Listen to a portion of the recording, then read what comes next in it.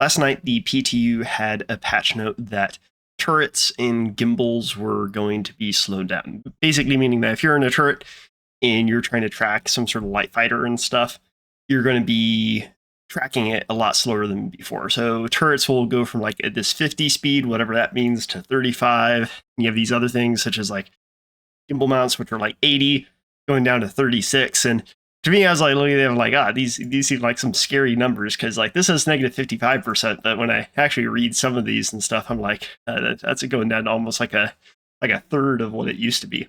Like 80 to 32, it's like that could be pretty drastic. So I wanted to go through into the PTU and test and see how noticeable these changes really were. I saw a couple of videos that other people have made that documented that they made a whole bunch of changes to turrets, and I can see that being pretty problematic. But I just want to check and see how it affected the ships I fly the most, which right now is really the Guardian and the Guardian MX and everything. So this is what I found, so I just figure I'd share in case it affects you and things that you're doing, whether it's making Spectrum posts, making issue councils, just to sort of try to validate, hey, are these just scary numbers, or is like is this the end of gimbals and turret gameplay, multi-crew gameplay and services? And the answer is I don't think so. So if I go through this video, this first one here, this is 3.23. You can see it's the test version right here. This I went ahead and went through, and I set my settings on my machine to make it so if I press the left arrow key, I maximally yaw to the right. And when I press my right arrow key, I maximally yaw to the right. And when I press my left arrow key, I maximally yaw to the left. So the way I was able to try to make this just pretty systematic is, let's zoom in here. So we're going frame by frame.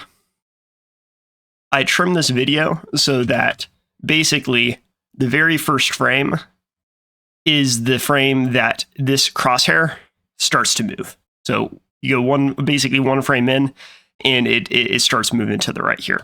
So as we keep on going all the way over here and stuff, I take it into some part that was a little bit tricky to capture. So one of the things you'll notice is as you get to the very edge, it's a little bit of a logarithmic sort of like curve where it starts to approach the edge, but the gimbals never quite get there. So it becomes really hard to measure, because it's like not even the frames are really capturing at that very, very, very small area, especially when you're running like not 100 or 200 frames a second. So what I did instead is, if you see, looks like DaVinci doesn't like me pressing that hotkey. Look for this. Oh my goodness. All right. Look for this little tiny tracker right here. If you see this tracker right here, this is where my where my guns are actually aiming.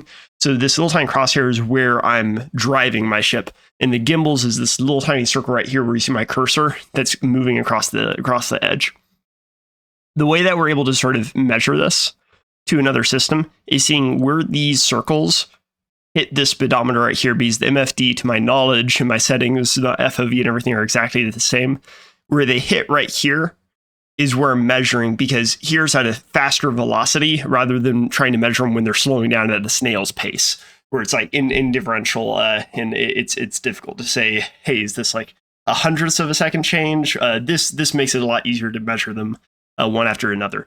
So going here, you can see this is now me in a different location. This is me on the live build of the game.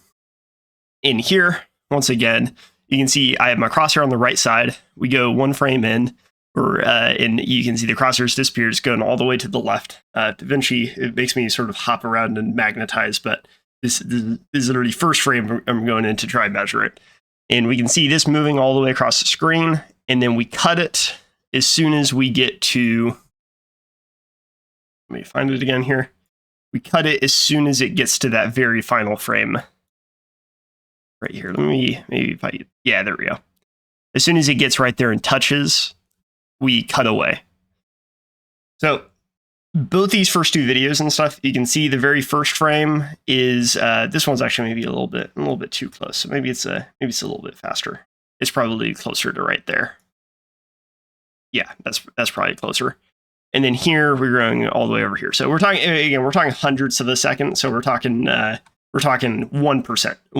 change, which I mean, I'm like, if it's not at least 5% change, probably doesn't matter to the general populace. So this last video here is, I think, the most interesting to look at. Is this is a both of them overlaid on top of each other with a opacity of 50%, wherever that button is. Yeah, right here you see composite. So you can see that you actually have the SPK tower from the first one all the way over here, and you have the moon of the second one overlaid on top of each other here.